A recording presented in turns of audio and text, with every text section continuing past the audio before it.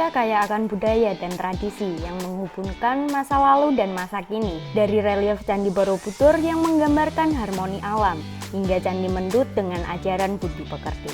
Dalam perjalanan ini, kita akan menjelajahi nilai-nilai budaya yang relevan di dunia modern bersama para Green Warrior. Selamat datang di Green Bus episode Cultural Impact. Yes, kalian adalah 15 orang Green Warriors. Yeay!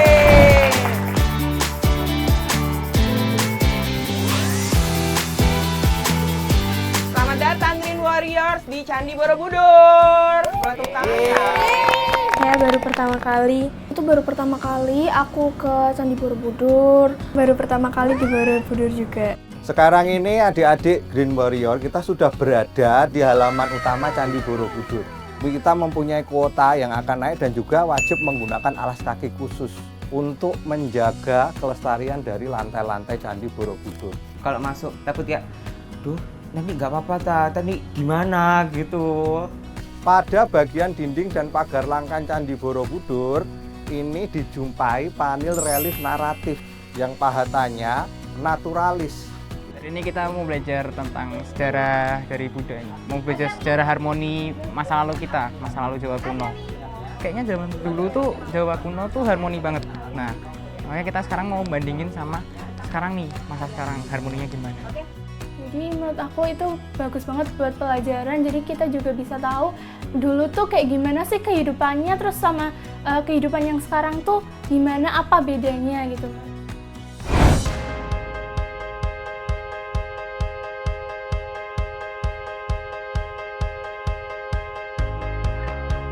Paling seru nyari relief. Berapa kali saya muter bareng tim, nggak ketemu-ketemu. Nyari kan banyak kan itu relief-reliefnya, terus muter-muter, dan kelompokku kompak banget jadi yang pertama. Itu, ketemu. Ketemu nggak? Iya, yakin 100%. Ada kancil deh. Iya, ini bener 100%. Reliefnya itu di sebelah kiri, tapi aku sudah muter sebelah kanan, juga muter semua candi kayak ini mana ternyata dekat sama pos di mana kita itu berhenti. Kemungkinan besar gambarnya tuh ada di sisi sini, karena kalau di sisi situ ini kan kecil-kecil ya. Tadi sebenarnya kita kalau ke kiri langsung lihat ini, tapi kita muter ke kanan dulu jadi nih ya. Aduh, cuma tinggal kiri ternyata kita malah jalan jauh. Jadinya kita terakhir buat nanya ke arkeolognya tentang arti dari relief tersebut. Ini adalah salah satu relief yang juga menceritakan tema Jataka. Nyari gambar itu perwujudan dewa yang dia tuh di dunia, tapi dewanya itu tuh jadi rusa. Dari dewa atau Tuhan itu kepada makhluknya itu harus menjaga keseimbangan lingkungan agar spesiesnya tidak punah. Tentang sebuah kerajaan yang dimana tuh kehidupannya tuh beneran sejahtera dan harmonis banget. Jadi kayak antara hewan, manusia, dan tumbuhan itu bener-bener saling hidup berdampingan gitu. Dari bagian bawah kita sudah diajarkan relief-relief mengenai budi pekerti, mengenai bagaimana berbuat baik, mengenai bagaimana menjadi orang yang berguna untuk orang yang lainnya. Kemudian sampai di atas ini, loh kenapa di sini tidak ada relief? Karena memang kita sudah mempelajari ajaran itu semua, dan kalau kita sudah masuk sini berarti kita sudah menuju kepada Tuhan. Artinya kita sudah terlepas dan masuk di alam nirwana. Harmoni dalam manusia, tumbuhan, hewan itu saya melihat reliefnya tuh banyak sekali selaras. Relief Borobudur menggambarkan harmoni antara manusia, hewan, dan tumbuhan. Dari sini kita melanjutkan ke Candi Mendut.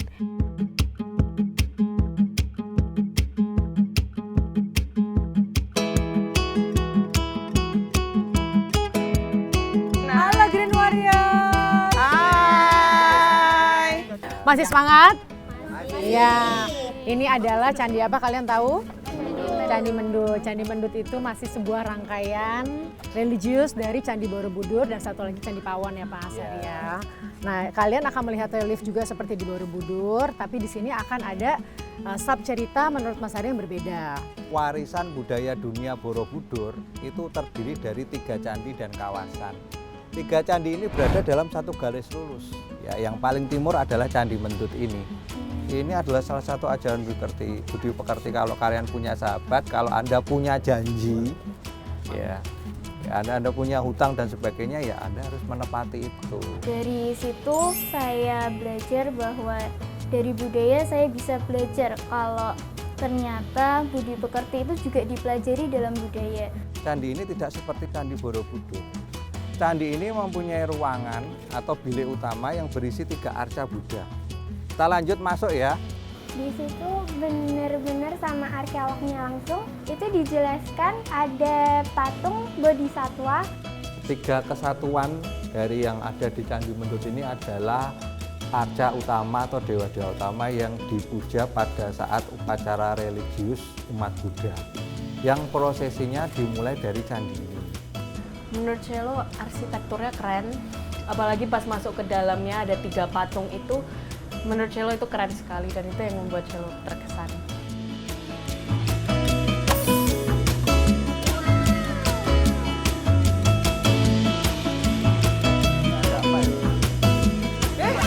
Selamat pagi. Ada kaget semua ya. Oke, selamat pagi Green Warriors. Saya sekarang ini sebagai Arjuna. Kalau di televisi nama saya Valentino APT. Bukan, Valentino Jebret. Pengen ngajak Green Warriors semua untuk main yang namanya, bukan main ya, ini adalah salah satu budaya tapi juga bisa menjadi satu olahraga ya, jemparingan alias panahan. Kalian mau nggak saya ajak untuk mencobain jemparingan? Mau apa enggak? Mau. Kalau begitu ikuti saya, kita akan latihan yang namanya jemparingan. Oke? Green Bus! Green Warriors, jaga budaya, harmoni, masa depan.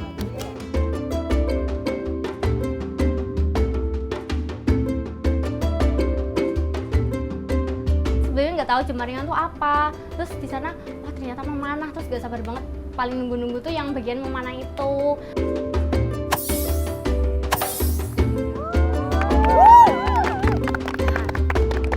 Jadi di sini tuh nanti harus ada seni namanya Pamentanging Gandewo sama Pamentanging Cipto ya, dimana di sini nanti pada saat kita mengambil busur panah ini dan di saat dia ini kan nanti harus posisinya harus keras ya, harus keras diarahkan, artinya kita harus bisa menyelaraskan fokus kita, pikiran kita sesuai dengan target dan tujuan yang ingin kita capai. Siapa yang mau coba?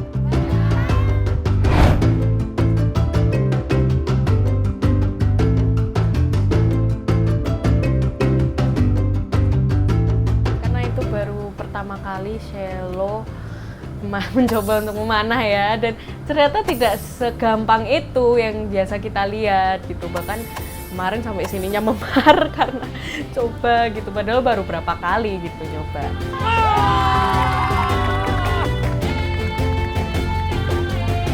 Jemparingan itu menurut saya di mana kekuatan, tekad, dan tanggung jawab kita saat memanah.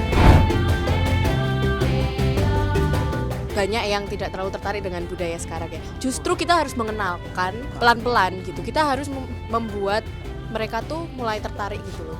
Jadi kita membuat semenarik mungkin, yaitu kayak di remix tapi yang lebih menonjol itu budaya kita dibanding modernnya. Dan itu tuh yang membuat menarik. Untuk mengenalkan itu kan kita juga butuh cara biar mereka bisa akrab dulu sama kita. Caranya gimana? Mulainya jangan langsung dengan yang mereka nggak mudeng. Pakai yang mereka paham dulu, musik pop. Kita harus mulai memperkenalkan yang dalam negeri dulu, karena mau gimana pun kita bakal lebih mudah kalau dalam negeri dulu, karena kita bisa menyatukan harmoni dari alat musik yang nggak cuma dari Jawa, bisa dari manapun, dari mana gitu.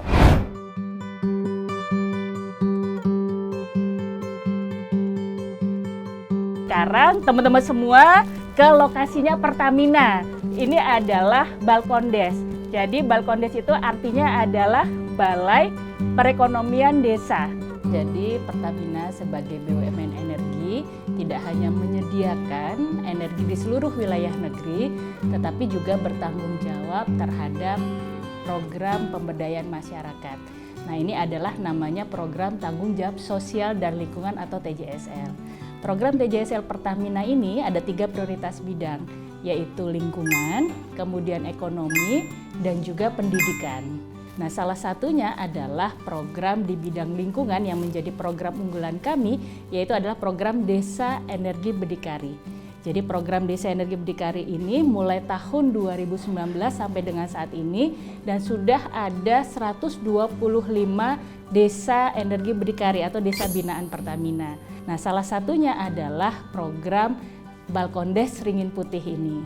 Jadi teman-teman, ini adalah PLTS. Jadi PLTS ini kapasitasnya 3,8 kWp dan ini digunakan untuk 12 lampu penerangan dan juga untuk pengecasan yang ada di area resepsionis. Dukungan Pertamina terhadap Balkondes Ringin Putih tentunya Pertamina selalu men-challenge kami. Ya, kami tidak pernah diberikan sebuah makanan atau ikan langsung oleh Pertamina. Namun kami selalu diberikan yang namanya pancingan. Kami harus berusaha semaksimal mungkin bagaimana caranya untuk bisa memanfaatkan pancing tersebut untuk bisa menghasilkan dampak positif untuk kami dan tentunya untuk Desa Ringin Putih itu sendiri. Untuk segi tempatnya sendiri, pertama kali saya lihat itu benar-benar ini tempat ramah lingkungan banget, estetik banget. Saya ngeliat, wah, lampunya pakai panel surya. Dari depannya saja udah ada panel surya sebesar itu, tapi di atasnya tuh kayak pakai panel surya. Apa saja sih dampak yang sudah dihasilkan dari adanya Balkondes Ringin Putih ini, teman-teman semua? Yang pertama adalah sudah bisa menghasilkan pendapatan asli desa itu sendiri. Yang kedua, menyerap banyak tenaga kerja. Yang ketiga adalah kami memiliki program unggulan kami adalah program Satu Rumah Satu Sarjana. Saya yang tadinya memang tidak tertarik untuk kuliah, kemudian mau kuliah pun juga terkendala ekonomi. Alhamdulillah bisa kuliah di jurusan yang saya inginkan, di keperawatan, seperti itu. Jadi bisa meringankan beban orang tua juga. Oleh karena itu kami tunggu kehadirannya semuanya. Semoga kita bisa menjadi warrior penegak kemajuan ekonomi lingkungan Indonesia. Adalah teknik atau seni pengolah kain dengan menggunakan bahan-bahan alami. Dengan teknik ekoframe, seni alam tercipta dari jejak daun, simbol harmoni manusia dan bumi. Wayang juga menyampaikan kisah dan pesan moral yang relevan di tangan para Green Warrior, menyatukan tradisi dengan inovasi. Itu seru banget, mungkin buat melupakan sedikit masalah. Susahnya itu ketika ngumpulnya itu nggak boleh terlalu keras, tapi nggak boleh terlalu lambat. Iya, jadi kayak sebenarnya gagal ya, karena aku ngetuknya ternyata terlalu keras, jadi melebar. Masih ada ruang kosong, kalian bisa menuliskan mimpi kalian, kemudian nanti kita seru-seruan untuk mewarnai, bermain-main dengan ruang kosong. Kita Green Warrior!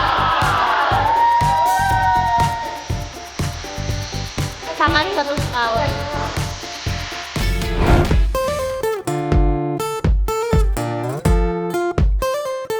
Jadi tadi ceritanya banyak kita ngobrolin tentang harmoni yang ada sekarang di alam semesta, harmoni dengan anak-anak Green Warrior.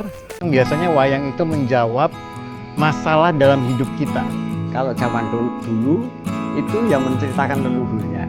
Ketika Mahabharata Ramayana masuk itu pesan moral yang disampaikan itu adalah pesan moral. Dalam relief Borobudur itu banyak filosofi tentang kehidupan zaman dulu yang pesan-pesannya itu sampai sekarang masih berlaku ya.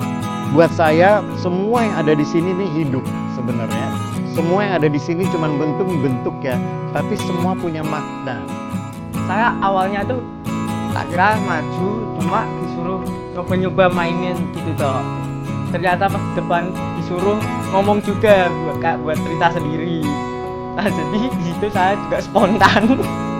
Nah, sekarang saya mau ada 3 orang yang main wayang. Perkenalkan, nama aku kecil. Buah akan saya makan. Jangan, tolong jangan sekarang harimau. Aku habis imunisasi.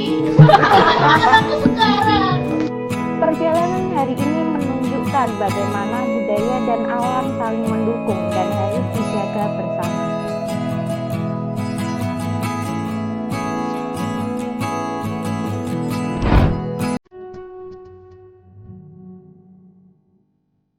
Sekarang kamu punya game, ya. Gamenya Green Bus. Jadi saya juga pengen main di game kalian. Dalam 3 bulan ke depan, saya, Mbak Astrid, ngobrolin tentang Ludenara, program kamu, gamenya seperti apa. Game yang ada di situ apply di kehidupan kalian, ya. Ajak teman-teman ngomongin tentang culture, influence, semua tuh bukan hanya di game tapi in reality. Harapan saya untuk program Green Bus ke depan itu harus lanjut terus. Tetap bakal ada Green Bus terus sering-sering buat reuni. Semoga anak-anak yang lain dapat merasakan ini. Lebih banyak pesertanya ya, jadi lebih seru kan kalau lebih banyak teman. Semoga semakin berkembang, semakin lancar, jaya seperti slogan Pertamina, jaya jaya jaya. So Green Warriors, are you ready to go?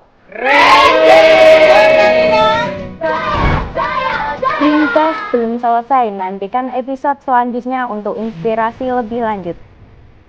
Bersama Green Warrior, mari menuju masa depan yang berkelanjutan. Sampai jumpa.